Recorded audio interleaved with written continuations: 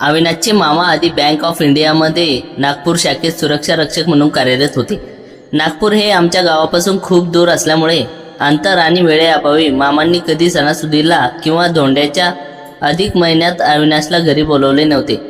नोकरीची व्यस्तता आणि दूरचा प्रवास यामुळे दोन्ही कुटुंबामधील संपर्क फक्त फोनपुरताच मर्यादित राहिला होता. परंतु नुकतीच मामांची बदली गावापासून अवघ्या 50 किलोमीटर अंतरावर असलेल्या नाशिक शहरात झाली होती. नाशिकला येऊन मामांना अवघे 4च दिवस झाले होते. नवीन शहरात आल्यामुळे घराची अजून पूर्ण आवराआवर झाली नव्हती. संसाराचे अर्धे अधिक सामान अजूनही खोल्यामध्ये विखुरलेले होते. अशा घाईगडबडीच्या वातावरणातही मामांनी परंपरेचा मान राखत अधिक मासाच्या जेवणासाठी अविनाशला जून महिन्यात बोलावून घेतले. नवीन नोकरी आणि कुटुंब जबाबदाऱ्या या दोन्ही गोष्टी सांभाळताना मामांना खूप ओढताण होत होती. पण शेवटी प्रत्येकाला आपापल्या परीने वेळ जुळवून घ्यावा लागतो, तसाच तो मामांनीही घेतला होता. अविनाश सवारी 11:30च्या सुमारास मामाच्या नवीन घरी पोहोचला. त्याने दाराची बेल वाजवली तेव्हा मामीने दार उघडले. घरात मामा नव्हते, ते ड्युटीवर गेले होते. मामी घरात एकट्याच असून पूर्ण घराची आवरावर करत होत्या. नवीन घरात सामान व्यवस्थित लावताना मामीची होणारी धावपळ अविनाश दारात उभा राहून पाहत होता. सामान जड असल्यामुळे मामी कधी ते हातात उचलत तर कधी डोक्यावर आणि कमरेवर घेऊन एक एक डबा आणि वस्तू जागेवर सेट करत होत्या. मामींनी त्या दिवशी घरगुती सुंती पंजाबी ड्रेस घातला होता. कामाच्या घाईत त्यांनी ओढणी बाजूला ठेवून दिली होती. लग्न होऊन जेमतेम 1 वर्ष झाले असल्यामुळे मामींचे रूप अत्यंत खुलून आणि सुंदर दिसत होते. अजून त्यांना मुलबाळ नव्हते. लग्नानंतरही मामींनी स्वतःला खूप छान जपले होते, त्यामुळे त्यांचे सौंदर्य अधिकच आकर्षक वाटत होते. अविनाशने दाराजवळील दोरीला टांगलेला रुमाल हातात घेतला आणि तो गुपचूप मामीच्या मागे जाऊन उभा राहिला. मामीचे लक्ष पूर्णपणे सामानात होते. अचानक मागे सावली दिसताच त्यांनी वळून पाहिले आणि त्या कमालीच्या दचकल्या. त्यांच्या हातातील स्टीलचा डबा जमिनीवर पडला.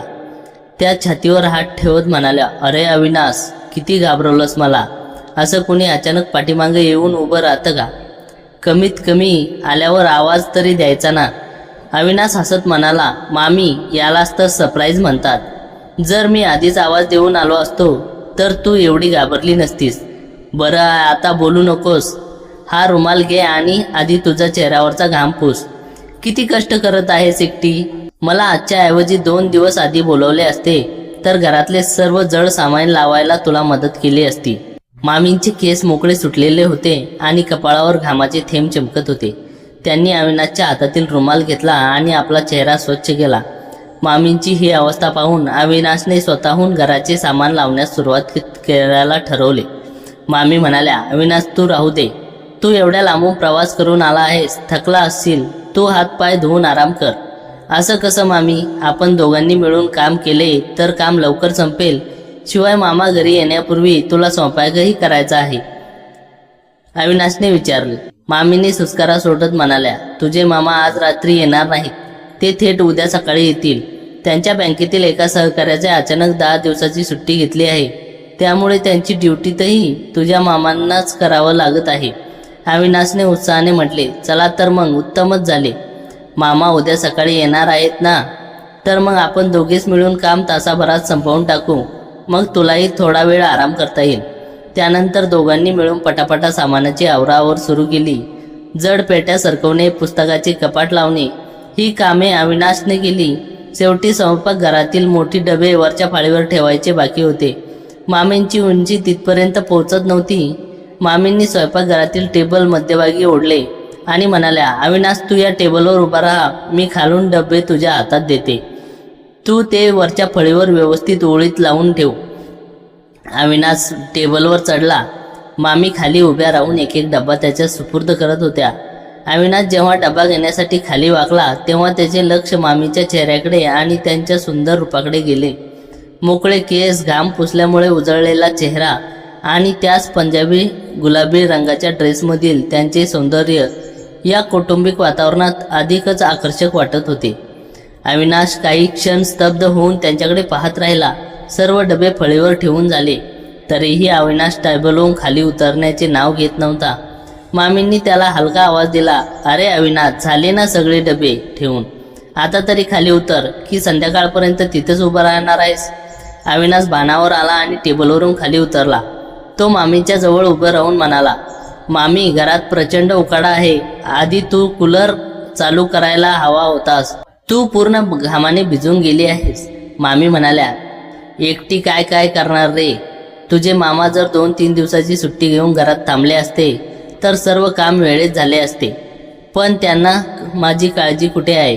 त्यांना फक्त आपली ड्युटी आणि महिन्याचा पगार मिळाला की झाले, त्यातच ते समाधानी असतात. बरं झालं तू लवकर आलास. माझे 2 तासाचे काम अर्ध्या तासात संपेल. मामीने रुमालाने आपला चेहरा साफ करत होत्या. घड्याळात आता दुपारचे 12:30 झाले होते.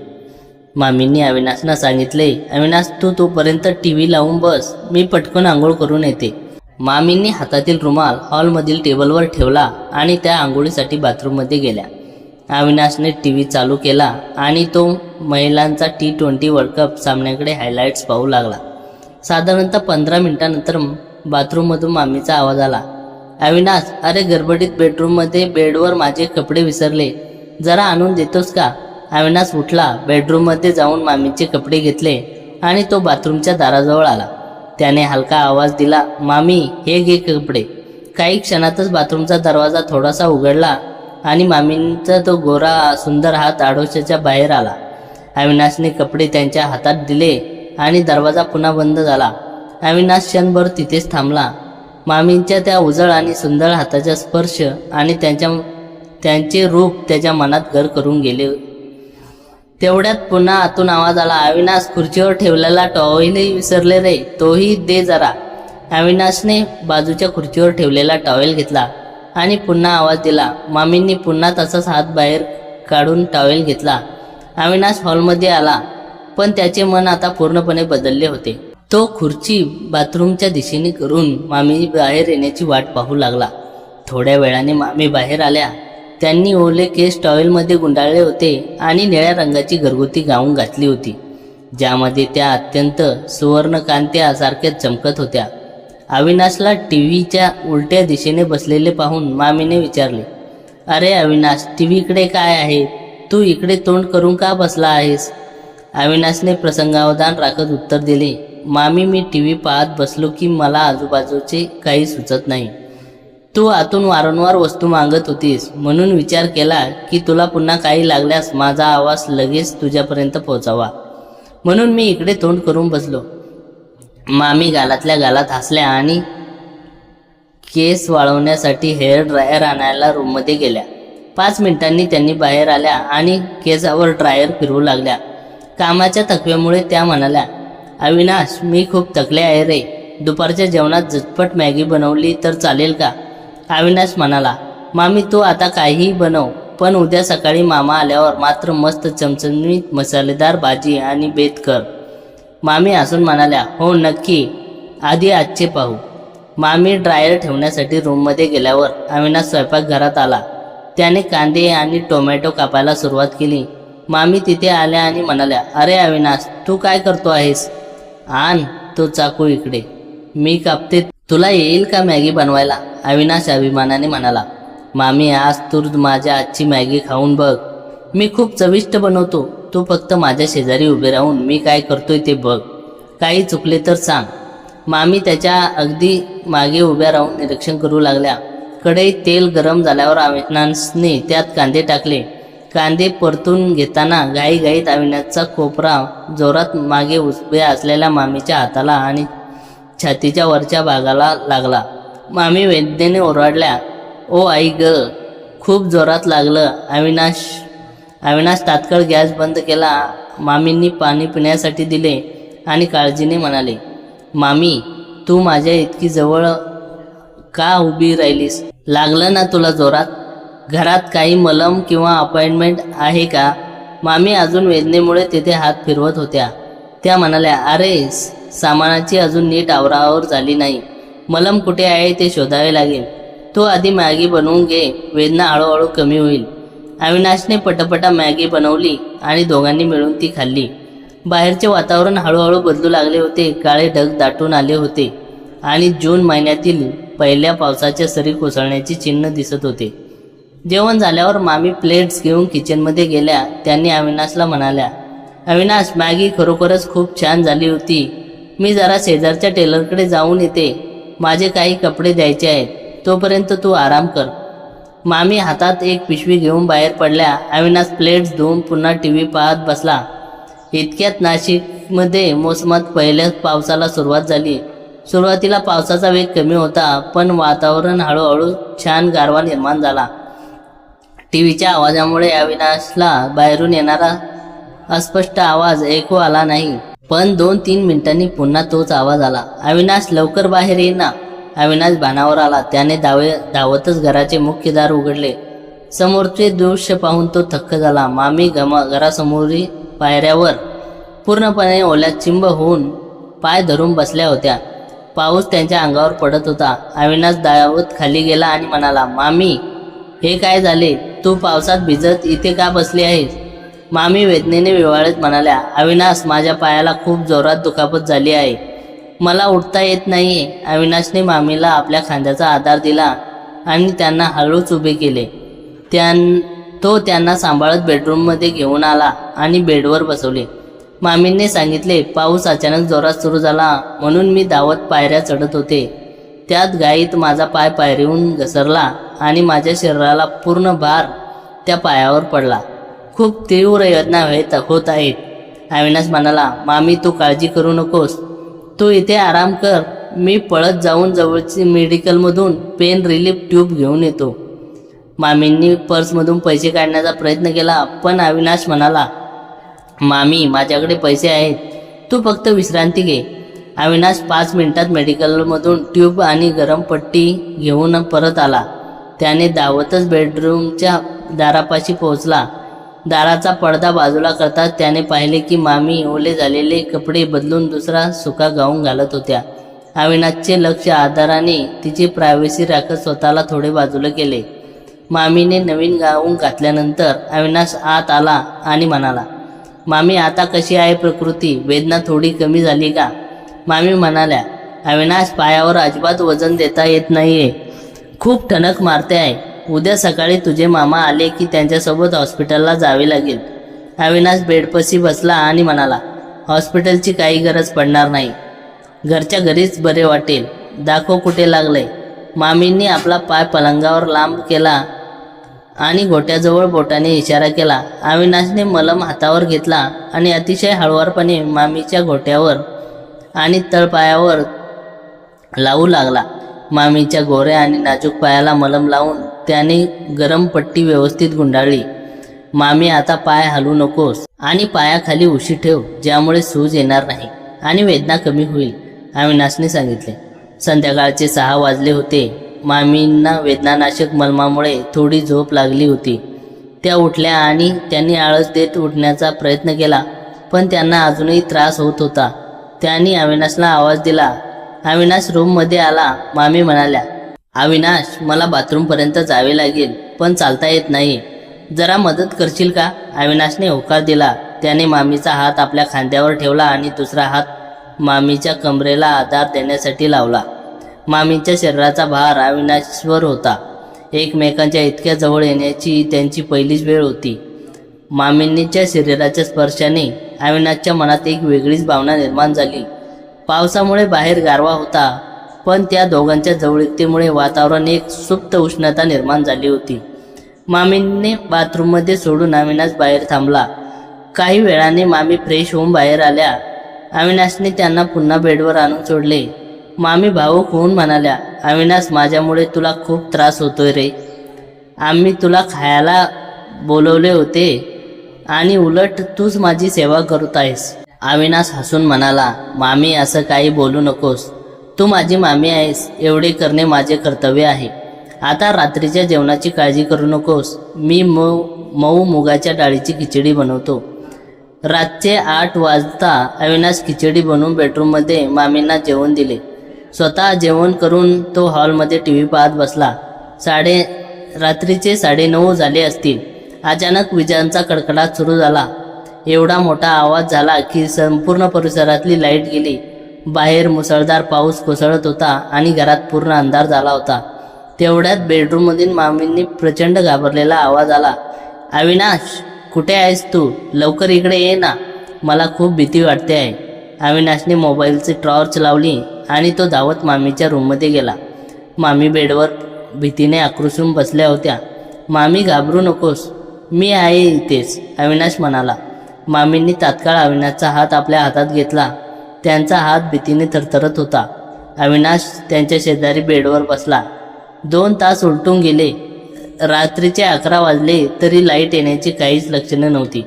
बाहेरील पावसाचा जोर अधिकच वाढला होता आणि सोसाट्याचा वारा सुटला होता.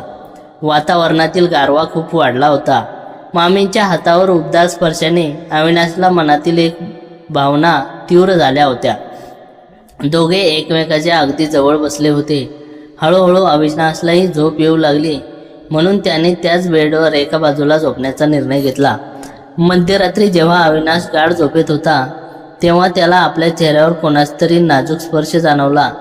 त्याने डोळे उघडले आणि हळूच मोबाईल स्क्रीन ऑन केली. मामींचा चेहरा त्याच्या अगदी समोर होता. त्या झोपेतच हलक्या गालात हसत होत्या. त्यांच्या डाव्या गालावर पडणारी खळी अंधारातही अविनाशला अत्यंत सुंदर वाटली. अविनाशने नकळत आपली बोटे मामीच्या मऊ गालावर फिरवली. अंधार, मुसळधार पाऊस आणि निसर्गाचा गारवा यामुळे दोघेही नकळत एकमेकाच्या आणखी जवळ सरकले. मामीचे गरम श्वास अविनाशच्या ओठांना जाणवू लागले होते. दोघांच्याही मनात भीती आणि अंतर आता पूर्णपणे मिटले होते. 1 वर्षाच्या सुखी संसारानंतर मामींनी ज्या प्रेमाची आणि आपुलकीची गरज होती ती त्यांना अविनाशच्या रूपात मिळत होती. अविनाशने हळूच आपले ओठ मामींच्या ओठावर ठेवले. मामींनीही या स्पर्शाला कोणता विरोध केला नाही. उलट त्यांनी अविनाशला घट्ट कवेत घेतले. त्या वादळी आणि थंड रात्री त्या बंद खोलीत दोघांनी एकमेकासोबत प्रेमाचा एक नवा अध्याय सुरू केला. रात्रभर ते एकमेकाच्या मिठीत होते. सकाळचे 5:30 झाले होते. घराबाहेर पावसाची रिमझिम अजूनही सुरू होती. खोलीत शांतता होती. सकाळी 7च्या सुमारास अचानक घराच्या मुख्य दारावर कोणीतरी थाप मारली. अविनाश पटकन उठला. मामींनीही आपले कपडे व्यवस्थित केले आणि त्या बेडवर झोपण्याचं नाटक करू लागल्या. अविनाशने बाहेर येऊन दार उघडले. समोर मामा उभे होते. ते पावसाने पूर्णपणे ओले झाले होते. अविनाशला पाहून म्हणाले, अरे अविनाश, कधी आलास? सगळे बरे आहेत ना घरी? अविनाश म्हणाला, हो मामा, मी कालच आलो. तुम्ही खूप वेळ लावला यायला. मामांनी विचारले, तुझी मामी कुठे आहे? अजून उठली नाही का? अविनाशने सांगितले, मामा, काल पावसात बाहेर जाताना मामीचा पाय पायऱ्यावरून निसटला. त्यांच्या पायाला अंतर्गत दुखापत झाली आहे, त्यामुळे त्यांना नीट चालता येत नाही. त्या आता आराम करत आहेत. मामा काळजीने तातडीने बेडरूममध्ये गेले आणि मामींची विचारपूस करू लागले. मामांना त्या दिवशी दुपारी 1 वाजता पुन्हा ड्युटीवर जायचे होते. कारण बँकेच्या कर्मचाऱ्याची कमतरता होती, त्यामुळे ते थोडे जेवून मामीच्या शेजारी विश्रांतीसाठी झोपले. दुपारी जेव्हा मामा जेवण करून पुन्हा आपल्या ड्युटीवर निघून गेले तेव्हा घरात पुन्हा अविनाश आणि मामी एकटेच होते. अविनाश बेडरूममध्ये गेला आणि मामीजवळ बसला. त्याने हळूच विचारले, मामी, काल रात्री जे काही घडले त्याचे तुला वाईट तर नाही ना वाटले? मामीने अविनाशचा हात आपल्या हातात घेतला. त्यांच्या डोळ्यात अश्रू होते. त्या म्हणाल्या, नाही अविनाश, खरं सांगू तर मी कित्येक दिवसापासून अशा प्रेमाची वाट पाहत होते. तुझे मामा जेव्हापासून नोकरीत रुजू झाले आहेत तेव्हापासून त्यांच्याकडे माझ्यासाठी अजिबात वेळ नाही. ते फक्त ड्युटी आणि पैशाच्या मध्ये व्यस्त असतात. माझ्या मनाचा विचार करायला त्यांना वेळच मिळत नाही. काल योग्य वेळी तू माझ्या आयुष्यात आलास. आता तू कुठेही जाऊ नकोस, इथेच माझ्यापाशी थांब. मामींनी अविनाशला घट्ट मिठी मारली. पुढील 3-4 दिवसात मामींचा पाय पूर्णपणे बरा झाला. अविनाश आपल्या घरी फोन करून सांगितले की त्याला नाशिकमधील वातावरण आणि शिक्षणाच्या सोयी आवडल्या आहेत, म्हणून तो त्याचे पुढील उच्च शिक्षण नाशिकमध्ये CCTV राहून पूर्ण करणार आहे. अशा प्रकारे अधिक मासाचे जेवण करण्यासाठी मामाच्या घरी आलेल्या अविनाशला एक अनपेक्षित प्रसंगाने मामीचे प्रेम आणि आयुष्याची एक नवी दिशा मिळवून दिली. मामा दुपारी 12:30 वाजता ड्युटीवर निघून गेले की त्या मोठ्या घरात फक्त अविनाश आणि मामी म्हणजेच मानसी हे दोघेच असायचे. नाशिकमध्ये जून महिन्याचा उत्तरार्ध सुरू झाला होता आणि जुलैची चाहूल लागली होती. बाहेर सतत पडणारा पावसाची रिमझिम आणि हवेत सुखद गारवा यामुळे घराचे वातावरण अधिकच रोमॅन्टिक होते. मानसीचा पाय आता पूर्णपणे बरा झाला होता. तिची लचक निघून गेली आणि ती आता घरात सहजतेने वावरू शकत होती. तिने त्या दिवशी आकाशी रंगाची सुंदर पैठणी साडी नेसली होती. नवीन लग्न झाल्यासारखा तिचा चेहरा अधिकच उजळला होता. स्वयंपाकघरात ती अविनाशसाठी दुपारी जेवण बनवत होती. मसाल्यांचा खमंग सुवास संपूर्ण घरात दरवळत होता. अविनाश हॉलमध्ये बसून नाशिकमधील कॉलेजचे प्रवेश प्रक्रिया माहिती मोबाईलवर पाहत होता, पण त्याचे लक्ष पूर्ण स्वयंपाकघराकडे होते. मानसीच्या बांगड्याचा किणकिणाट आणि पैठणी साडीचा सरसराट त्याच्या मनाची धडधड वाढवत होता. तो हळूच उठला आणि आपले पावलं न वाजवता स्वयंपाकघराच्या दारापाशी येऊन उभा राहिला. मानसी गॅसवर भाजीला फोडणी देत होती. वाफेमुळे तिच्या कपाळावर आणि मानेवर घामाचे नाजूक थेंब जमा झाले होते. तिचे मोकळे सोडलेले केस पाठीवर रुळत होते. अविनाशने मागे येऊन अत्यंत हळुवारपणे तिची साडी पाठीवरून हलकीशी बाजूला सारली आणि तिच्या उघड्या पाठीवर आपले गरम श्वास सोडले. मानसी एकदम शहारली. तिच्या अंगावर काटा आला. तिने हातातला चमचा बाजूला ठेवला आणि डोळे मिटून घेतले. ती हळूच म्हणाली, अविनाश, काय हे? कोणीतरी येईल आणि मी स्वयंपाक करते आहे ना. अमरावतीहून नाशिकला आलो ते फक्त तुझा स्वयंपाक खायला नाही मानसी. अविनाशने पहिल्यांदाच तिचे नाव घेतले. तो शब्द ऐकताच मानसीच्या मनात एक वेगळीच ऊर्जा वीज चमकून गेली. अविनाशने तिची कंबर आपल्या दोन्ही हाताची कवेत घेतली आणि तिला स्वतःकडे खेचले. मानसीची पाठ अविनाशच्या छातीला पूर्णपणे टेकली होती. दोघांच्याही हृदयाचे ठोके धावत होते. अविनाशने तिची मान बाजूला केली आणि तिच्या कानाच्या पाठीजवळ आपले ओठ नेले. त्याच्या गरम श्वासामुळे मानसी अवघे शरीर मोहरून उठले. अविनाश, तुझे मामा रात्री 9 वाजता येतील, तोपर्यंत आपल्याकडे खूप वेळ आहे.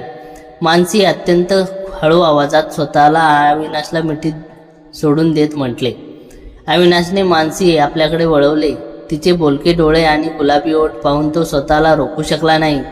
त्याने गॅस बंद केला आणि मानसीला अलगद आपल्या कडेवर उचलून घेतले. मानसी लाजून आपला चेहरा अविनाशच्या खांद्यामध्ये लपवत तिच्या पैठणीत साडीचा पदर जमिनीवर रेंगाळत होता. अविनाशने तिला बेडरूममध्ये घेऊन आला आणि तिला बेडवर अत्यंत नाजूकपणे झोपवले. खिडकीतून बाहेर पडणाऱ्या पावसाचा मंद आवाज येत होता. खोलीतील अंधुक प्रकाश आणि नात्यातील जवळीक अधिकच वाढवत होता. अविनाशने मानसीच्या शेजारी बसला. त्याने तिच्या चेहऱ्यावर आलेल्या केसांची बट हळूच कानामागे सारली. मानसीचे हृदय एवढ्या वेगाने धडधडत होते की तिचा श्वास फुलला होता. तिच्या ओठावर एक अनामिक हसू होते. 1 वर्षाच्या प्रतीक्षेनंतर तिला हवे असलेल्या हक्काचे प्रेम आज मिळत होते. तू खूप सुंदर दिसतेस मानसी. मला अजूनही विश्वास बसत नाहीये की तू माझी झाली आहेस. अविनाश तिच्या डोळ्यात पाहत म्हणाला. मानसी त्याचा हात आपल्या हातामध्ये घेतला. तो आपल्या गालाला लावला आणि म्हणाली, अविनाश, तुझ्या या स्पर्शासाठी माझे मन कित्येक दिवसापासून आसुसलेले होते. माझ्या आयुष्यात ही जी शांतता होती ती तू दूर केलीस. आता मला कधीही स्वतःपासून दूर करू नकोस. अविनाशने झुकून तिचे ओठ आपल्या ओठामध्ये घेतले. तो चुंबनाचा स्पर्श अत्यंत तीव्र आणि भावनिक होता. मानसीनेही आपल्या हातांनी अविनाशचे केस घट्ट पकडले. बाहेरील पावसाचा वेग जसा वाढत होता तसा त्या दोघांच्या प्रेमाचा वेगही वाढत गेला. अविनाशचे हात मानसीच्या साडीच्या पदरावरून फिरत होते आणि मानसी पूर्णपणे त्याच्या प्रेमाच्या रंगात रंगून गेली होती. त्यांनी एकमेकाच्या अशा रीतीने कवेत घेतले होते जणू जगात त्यांच्याशिवाय दुसरे कोणीच नाही. निसर्गाच्या त्या गारव्यात त्या दोन शरीरातील आणि मनात एक वेगळीच उष्णता निर्माण झाली होती, ज्याने त्यांच्या प्रेमाची भूक अधिकच वाढवली. दुपारचे 3 वाजत आले होते. खोलीत आता शांतता पसरली होती. खिडकीबाहेरचा पाऊस आता थोडा ओसरला होता आणि झाडांच्या पानावरून पाण्याचे थेंब टपकत होते.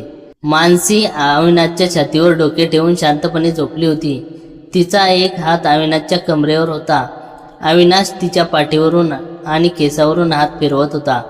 दोघांच्याही चेहऱ्यावर एक नितांत शांतता आणि समाधान होते. आता नाशिकमधील कॉलेज सुरू होईल, मग रोज आपली अशीच भेट होत जाईल, अविनाश म्हणाला. मानसीने डोके वर करून त्याच्याकडे पाहिले आणि म्हणाली, हो, पण मामासमोर आपल्याला खूप सांभाळून राहावे लागेल. त्यांना संशय येता कामा नाही, कारण ते स्वभावाने खूप चांगले आहेत, पण नोकरीच्या व्यस्ततेमुळे मला वेळ देऊ शकत नाही. तू काळजी करू नकोस मानसी, मी मामांचा मान नेहमी राखेन.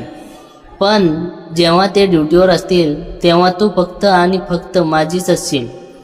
अविनाशने तिच्या कपाळावर हलके चुंबन घेत म्हटले. मानसी हळूच उठली आणि तिने आपली विखुरलेली साडी व्यवस्थित नेसायला सुरुवात केली. आरशासमोर उभी राहून ती आपले केस सांभाळ्यात बांधत होती. तेव्हा अविनाशने आरशातून तिच्याकडे पाहिले. तिचे ते रूप पाहून तो पुन्हा तिच्या प्रेमात पडला.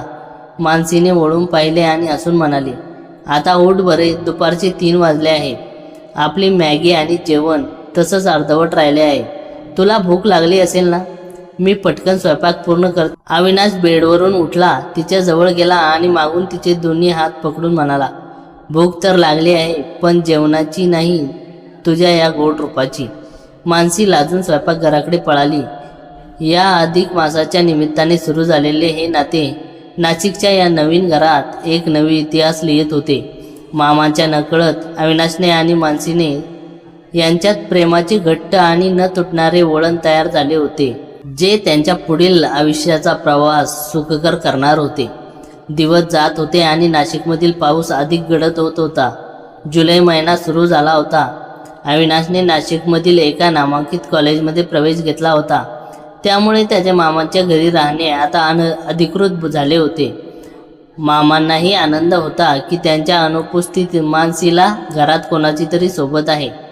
पण या आनंदाच्या पाठीमागे एक भयानक वादळ आकाराला येत होतं, ज्याची कल्पना अविनाश आणि मानसी या दोघांनाही नव्हती.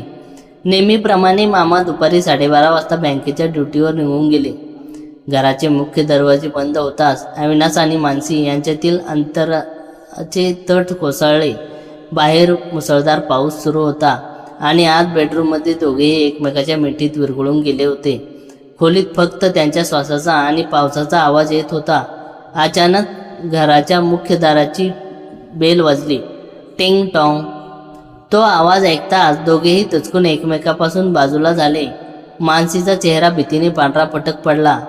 घड्याळात पाहिले तर दुपारचे अवघे 1:30 वाजले होते. मामा तर रात्री 9 वाजेपूर्वीच कधीच परतत नसतात. अविनाश कोण असेल? मानसीने थरथरत्या आवाजात विचारले. तिने घाईघाईने आपला गाऊन नीट केला. तू शांत राहा, मी पाहतो, अविनाशने स्वतःला सावरत म्हटले. त्याने शर्ट घातला आणि हॉलमध्ये आला. त्याने दाराच्या छोट्या छिद्रातून बाहेर पाहिले. बाहेर कोणीच नव्हते. पाऊस खूप जोरात होता. अविनाशने हळूच दार उघडले. जिना रिकामा होता, पण जमिनीवर पाण्याच्या ओल्या पावलांचे ठसे उमटले होते आणि ते ठसे त्यांच्या घरच्या दारापर्यंत येऊन परत जिन्याने खाली गेले होते. कोणीतरी दारापाशी आले होते. त्याने बेल वाजवली आणि ते पळून गेले होते. अविनाश बाहेर डोकावून पाहिले, पण तिथे कोणीच नव्हते. तो आत आला आणि त्याने दार बंद केले. कोणी नाही. मानसी. कदाचित शेजारची मुले चेष्टा करत असतील. त्याने मानसीची समजूत काढली, पण त्याच्या स्वतःच्या मनात संशयाची पाल चुकचुकली. त्या घटनेला 2 दिवस उलटले. घरात सर्व काही सुरळीत असल्यासारखे वाटत होते, पण एक गूढ शांतता पसरली होती. मामांचा स्वभाव अचानक थोडा बदलल्यासारखा वाटत होता. ते आधीसारखे उत्साहाने बोलत नव्हते आणि अनेकदा गाढ विचारात हरवलेले दिसायचे. एक दिवस मामा नेहमीप्रमाणे ड्युटीवर गेले होते. अविनाश कॉलेजमधून लवकर आला होता. मानसी बाजारात काही सामान आणण्यासाठी गेली होती. अविनाश हॉलमधील सोफ्यावर बसून टीव्ही पाहत असताना त्याची नजर सोफ्याच्या कोपऱ्यात पडलेल्या मामाच्या एका जुन्या डायरीवर गेली. मामा ती डायरी नेहमी आपल्या सोबत ठेवायचे, पण आज घाई गडबडीत ती विसरली होती. कुतूहलापोटी अविनाशने ती डायरी उघडली. सुरुवातीची पाने बँकेच्या हिशोबाने भरलेली होती, पण डायरीच्या शेवटच्या पाण्यावर काहीतरी असे होते जे पाहून अविनाशच्या अंगावर काटा आला. तिथे नाशिकमधील एका खाजगी गुप्तहेर एजन्सी नाव आणि पत्ता लिहिला होता. त्याच्या खाली एक अज्ञात मोबाईल नंबरच्या समोर लाल शाईने मोठ्या अक्षरात लिहिले होते, अजय उर्फ अविनाश, अमरावती ते नाशिक जोडणारा दुवा. अविनाशचे हात थरथरू लागले. याचा अर्थ मामांना त्यांच्या नात्याबद्दल काहीतरी संशय आला होता. त्यांनी त्याच्यावर पाळत ठेवण्यासाठी गुप्तहेर नेमला होता का? त्या दिवशी दाराची बेल वाजवून पळालेली व्यक्ती दुसरी तिसरी कोणी नसून तो गुप्तहेर होता का? अविनाशने तातडीने तो नंबर आपल्या फोनमध्ये सेव्ह केला. विचार करत असतानाच अचानक मुख्य दाराची चावी फिरल्याचा आवाज आला. अविनाशने दचकून डायरी जशीच्या तशी सोफ्यावर ठेवून दिली. मानसी दारात उभी होती. तिच्या हातात भाजीची पिशवी होती, पण तिचा चेहरा चिंतेत होता. काय झाले मानसी, अशी घाबरलेली का आहेस? अविनाशने विचारले. मानसी दार बंद केले आणि म्हणाली, अविनाश, जेव्हा मी बाजारात गेले होते तेव्हा मला सतत असे जाणवत होते की कोणीतरी माझा पाठलाग करत आहे. एक काळ्या रेनकोटमधला माणूस, मी जिथे जात होते तिथे तो लांब उभा राहून माझ्याकडे पाहत होता. मी जेव्हा त्याच्याकडे रोखून पाहिले तेव्हा त्याने तोंड फिरवले आणि तो गर्दीत गायब झाला. अविनाशला आता खात्री पटली होती की त्याच्यावर कुणीतरी पाळत ठेवत आहे. त्याच्या खोलीतील एकांताचा, त्याच्या गुपिताचा सुगावा कोणाला तरी लागला होता. त्या रात्री नाशिकमध्ये पावसाने रौद्ररूप धारण केले होते. विजांच्या कडकडाटाने संपूर्ण शहर आदरले होते. मामा रात्री 8:30 वाजता घरी आले. त्यांचे कपडे ओले होते, पण त्याच्या चेहऱ्यावर एक क्रूर शांतता होती. त्यांनी मानसी किंवा अविनाशशी फारसे संभाषण केले नाही. जेवण उरकून ते सरळ बेडरूममध्ये गेले आणि त्यांनी आतून कडी लावून घेतली. रात्रीचे साधारण 12 वाजले असतील. हॉलमध्ये झोपलेल्या अविनाशला बेडरूममधून अत्यंत कमी आवाजात बोलण्याचा आवाज आला. पाऊस जोरात होता, पण विजांचा कडकडाट थांबल्यामुळे आवाज स्पष्ट ऐकू येत होता. मामा फोनवर कोणाशी तरी बोलत होते. अविनाश हळूच उठला आणि बेडरूमच्या दारापाशी कान लावून उभा राहिला. अंदरून मामाकडे थंड आवाज आला, हो, मला पक्का संशय आहे. त्या दिवशी मी ड्युटीवरून अचानक आलो तेव्हा त्या दोघांचे चेहरे पाहण्यासारखे झाले होते. हो, उद्या दुपारी मी पुन्हा ड्युटीवर जाण्याचे नाटक करेन. तू कॅमेरा घेऊन तयार राहा. मला रंगेहात पुरावा हवा आहे. एखादा का पुरावा मिळाला की या दोघांचा खेळ कायमचा खल्लास करेन. दारुगोळा फुटल्यासारखा अविनाश जागच्या जागीच गोठला. मामांनी सर्व काही समजले होते. ते फक्त योग्य पुराव्याची वाट पाहत होते आणि उद्या दुपारी त्यांच्यावर जाळे टाकणार होते. अविनाश मागे फिरणार तितक्यात त्याचा पाय हॉलमधील एका स्टूलला लागला. खट असा आवाज झाला. बेडरूममधील मामांचा आवाज एकदम बंद झाला. पावलांचा आवाज दाराच्या दिशेने येऊ लागला. अविनाशने तातडीने स्वतःला सावरले आणि सोफ्यावर आडवा झाला. जणू काही तो गाढ झोपेत आहे. बेडरूमचे दार हळूच उघडले. टॉर्चचा प्रकाश अविनाशच्या चेहऱ्यावर पडला. मामा दारात उभे राहून अविनाशकडे रोखून पाहत होते. त्यांच्या हातात काहीतरी चमकत होतं. तो धारदार चाकू होता की फक्त टॉर्च? अंधारामुळे अविनाश नीट दिसले नाही, पण त्याने आपले डोळे घट्ट मिटून घेतले आणि श्वास रोखून धरला होता. काही सेकंदाच्या भयान शांततेनंतर मामांनी दार पुन्हा बंद केले. अविनाशने घरात डोळे उघडले. त्याचे संपूर्ण शरीर घामाने ओले झाले होते. उद्या दुपारी मानसी आणि त्याच्या आयुष्यात शेवटची दुपार ठरणार होती. मामा कोणत्या थराला जाणार होते? सस्पेन्सचे हे जाळे अधिकच घट्ट होत झाले होते आणि उद्याच्या उजाडणाऱ्या दिवसासोबत एक भयंकर रहस्य समोर येणार होतं. त्या रात्री अविनाश एका क्षणाचाही झोप झाली नाही. हॉलमधील सोफ्यावर पडून राहिल्यावर त्याचे डोळे छताकडे खिळले होते. विजांचा लखलखाट जेव्हा खिडकीच्या काचेतून आत येत होता तेव्हा सोफ्या शेजारी पडणाऱ्या सावल्यामध्येही त्याला मामाचा तो धारदार चाकू घेऊन उभा असल्याचा चेहरा दिसत होता. मानसी बेडरूममध्ये मामाच्या शेजारी कशी झोपली असेल या विचाराने त्याचा जीव वर खाली होत होता. जर मामांनी रात्रीचं काही अवघटित केलं तर पण मामाच्या रंगे हात पुरावा हवा होता. याचा अर्थ रात्री तर ते काही करणार नव्हते. सकाळी 5 वाजता पावसाचा जोर थोडा ओसरला. घरामध्ये एक अनामी गुदमरून टाकणारी शांतता पसरली होती. 6:30च्या सुमारास बेडरूममध्ये दार उघडले. अविनाशने झोपल्याचे नाटक केले. मामा बाहेर आले. त्यांनी अविनाशकडे एक थंड आणि रोखून पाहणारी नजर टाकली आणि ते फ्रेश होण्यासाठी बाथरूममध्ये गेले. मामा बाथरूममध्ये जाताच अविनाश ताडकन उठला आणि किचनमध्ये गेला. जिथे मानसी चहा बनवत होती तिचा चेहरा रात्रीच्या भीतीने अत्यंत चिंतेला सुकला होता. तिच्या डोळ्याखाली काळी वर्तुळे आली होती. अविनाशने तिच्या जवळ जाऊन तिचा हात पकडला. त्याचा हात थरथरत होता. त्याने अतिशय दबदलेल्या आवाजात म्हटले, मानसी, आपल्याला आज या क्षणाची काहीतरी करावे लागेल. मामांना सगळं समजलंय. मानसी हातातील चहाची गाळणी खाली पडली. काय काय म्हणतोस तू अविनाश? अविनाशने तिला रात्री ऐकलेले मामाचे फोनवरील बोलणे आणि त्या डायरीतील गुप्तहेर एजन्सीचा पत्ता याबद्दल सर्व काही सांगितले. ते ऐकून मानसीला चक्कर यायची बाकी राहिली होती. ती भीतीने टेकून उभी राहिली आणि रडू लागली. आता काय होणार अविनाश? त्यांनी जर समाजात माझी बदनामी केली किंवा आपल्याला संपवून टाकले तर? ते स्वभावाने खूप कडक आहे. पण इथून पळून जाऊया का? नाही मानसी, पळणे हा उपाय नाही. जर आपण पळून गेलो तर आपण गुन्हेगार ठरू. मामा आज दुपारी ड्युटीवर जाण्याचे नाटक करणार आहेत आणि कोणीतरी कॅमेरा घेऊन बाहेर पाळत ठेवणार आहे. आपल्याला मामाच्या जाळ्यात त्यांनाच अडकावावे लागेल.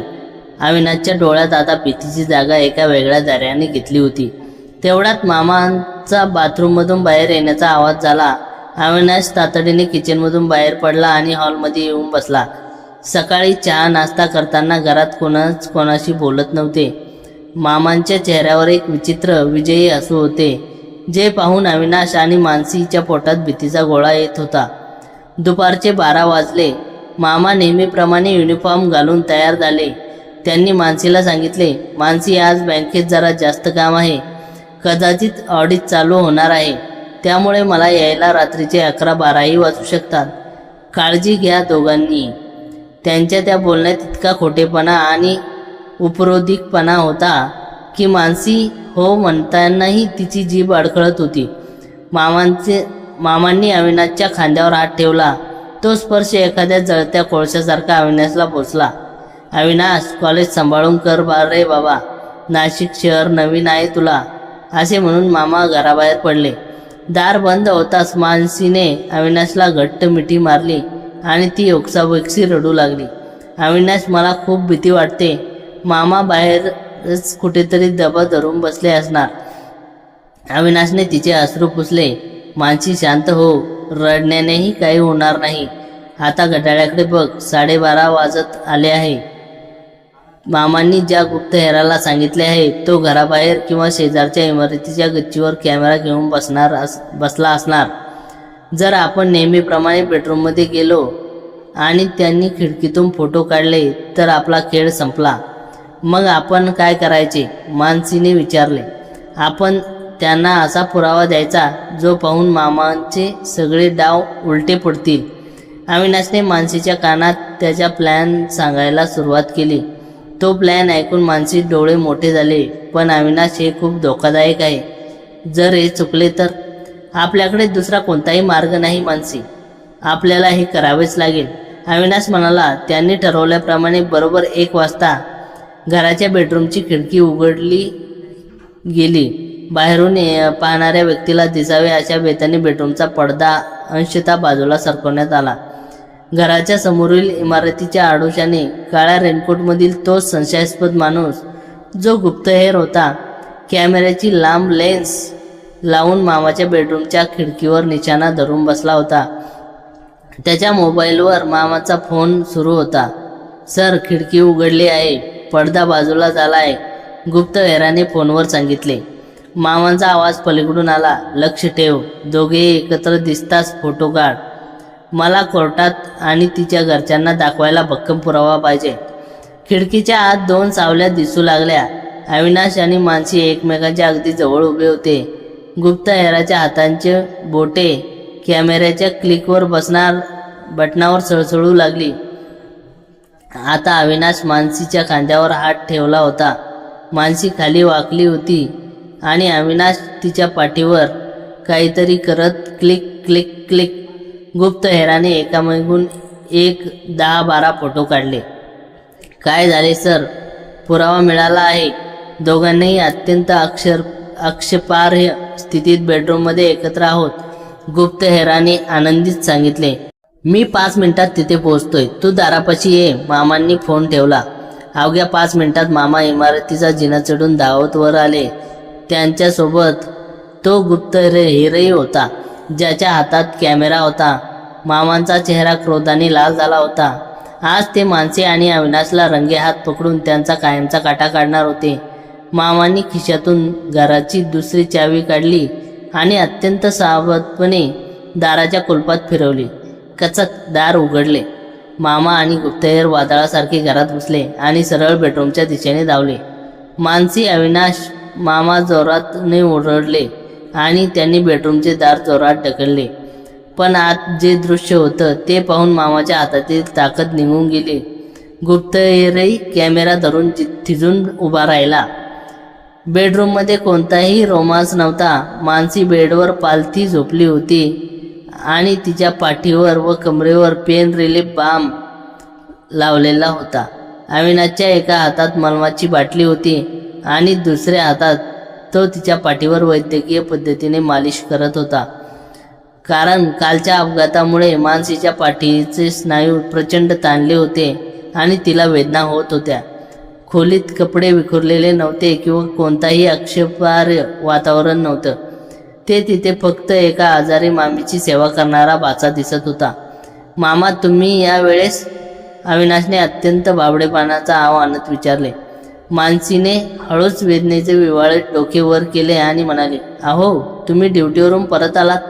बरं झालं आलात. काल पायऱ्यावरून घसरल्यामुळे माझ्या पाठीत आणि कंबरड्यात इतकी कळ आली की मला साधे उठून उभे राहता येत नव्हते.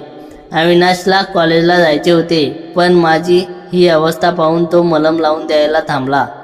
पण तुमच्यासोबत हे कोण आहेत आणि त्यांच्या हातात कॅमेरा का आहे? मामीच्या या प्रश्नावर मामांची वाचाच बसली. ते गुप्तहेराकडे पाहू लागले. अविनाश पुढे होऊन गुप्तहेराच्या हातातील कॅमेरा हिसकावून घेतला.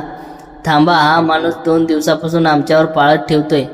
मानसी, मामीने याला बाजारातही पाहिले होते आणि आता थेट आमच्या बेडरूममध्ये फोटो काढतोय. मामा, तुम्ही याला पकडून आत आणलेत की हा तुमच्यासोबत आलाय? अविनाशने कॅमेऱ्याची स्क्रीन चालू केली. त्या स्क्रीनवर जे फोटो होते त्यामध्ये अविनाश फक्त मानसीच्या पाठीला मलम लावताना दिसत होता. कोणताही अश्लीलता किंवा आक्षेपार्ह प्रसंग फोटोमध्ये नव्हता. कारण अविनाशने गुप्तहेराचा अँगल ओळखून मुद्दाम तशीच पोस्ट घेतली होती, ज्यामुळे त्याचा रोमांस नाही तर शुद्ध सेवा दिसेल. हे काय प्रमोद? मामांनी गुप्तहेराला विचारले. त्याचा आवाज आता थरथरत होता. सर, मला वाटले की गुप्तहेर गांगारलाय. अविनाशने तावातावाने म्हटले. मामा, हा माणूस आमच्या घराची शांतता भंग करतोय. हा आमच्या कुटुंबाच्या बाबतीत चुकीचे फोटो काढून बदनामी करण्याचा प्रयत्न करतोय. मी आत्ता नाशिक पोलिसात फोन करतो आणि त्याच्यावर ब्लॅकमेलिंग आणि प्रायव्हसी भंग केल्याची केस ठोकतो. बघूया हा कोणाच्या सांगण्यावरून हे करत होता. अविनाशने खिशातून फोन काढला. पोलीस आणि केसचे नाव ऐकताच तो गुप्तहेर घाबरला. तो मामाकडे बघत म्हणाला, सर, मला माफ करा. तुमच्या सांगण्यावरून मी हे केले. मला कोर्टाच्या कडकडीत पडायचे नाही. असे म्हणून तो कॅमेरा तिथे सोडून घराबाहेर पळून गेला. आता खोलीत मामा, मानसी आणि अविनाश उभे होते. मामांचा संशयाचा फुगा पूर्णपणे फुटला होता. ते स्वतःच्याच नजरेत गुन्हेगार ठरले होते. आपल्याच पत्नीवर आणि बाच्यावर संशय घेऊन गुप्तहेर नेमण्याबद्दल त्यांना स्वतःचीच लाज वाटत होती. मानसीच्या डोळ्यात अश्रू आणून म्हटले, अहो, तुमच्या मनात माझ्याबद्दल इतके पाप होते. मी एकटी नवीन शहरात घर सावरते. अपघाताने मला दुखापत झाली आणि तुम्ही माझ्यावर पाळत ठेवत होता. जर तुम्हाला माझ्यावर विश्वास नव्हता तर लग्नच का केलेत? मामांचे डोळे खाली झुकले. ते मानसीच्या जवळ गेले आणि तिचे हात पकडून म्हणाले, मानसी, मला माफ कर. माझ्याकडून खूप मोठी चुकी झाली. बँकेच्या कामाच्या तणावामुळे आणि माझ्या वाढत्या वयामुळे माझ्या मनात असुरक्षिततेची भावना आली होती. अविनाश, मला माफ कर रे पोरा. मी तुमच्या पवित्र नात्यावर संशय घेतला. अविनाशने गंभीरपणे म्हटले. मामा, तुम्ही मानसी मामीला वेळ देत नाही ही तुमची पहिली चूक आहे. पण यापुढे असा संशय घेऊ नका. मी इथे फक्त शिक्षणासाठी आलो आहे आणि मामींची काळजी घेणे माझे कर्तव्य आहे. मामांनी दोन्ही हात जोडून मानसी आणि अविनाशची माफी मागितली आणि ते ढसाढसा रडू लागले. मानसीने त्यांना शांत केले. त्या दिवशी मामांचा संशय कायमचा मिटला आणि सर्वात महत्त्वाची गोष्ट म्हणजे भविष्यासाठी त्यांच्या नात्याला एक भक्कम कवच मिळाले. आता मामा कधीही मानसी किंवा अविनाशवर संशय घेणार नव्हते. त्यानंतर मामा पुन्हा ड्युटीवर निघून गेले. घरात पुन्हा एकदा शांतता पसरली. अविनाश आणि मानसी एकमेकाकडे पाहिले. त्यांच्या चेहऱ्यावर एक विजयी थरारक हसू आले. त्यांनी ज्या चतुराईने मामाचा डाव त्यांच्यावरच उलटावला होता त्यांनी त्यांच्यातले नाते अधिक घट्ट झाले होते. अविनाश, तू खूप हुशार आहेस. आज जर तू प्लॅन केला नसता तर आपण दोघं संपलो असतो, मानसीने अविनाशच्या मिठीत शिरत म्हटले. मी तुला सांगितले होते ना मानसी, जेव्हा मामा ड्युटीवर असतील तेव्हा तू फक्त आणि फक्त माझी असशील. आता मामांचा संशय संपला आहे, त्यामुळे आपल्याला पुढे कोणाचीही भीती नाही. अविनाशने तिचे ओठ पुन्हा आपल्या ओठात घेत म्हटले. नाशिकच्या त्या धोधरणाऱ्या पावसात संशयाचे वादळ शंभले होते आणि त्या वादळातून तावून सुलखून निघालेल्या अविनाश आणि मानसीचे हे रोमॅन्टिक सस्पेन्स भरलेले नाते अधिकच सुरक्षित घडत झाले होते.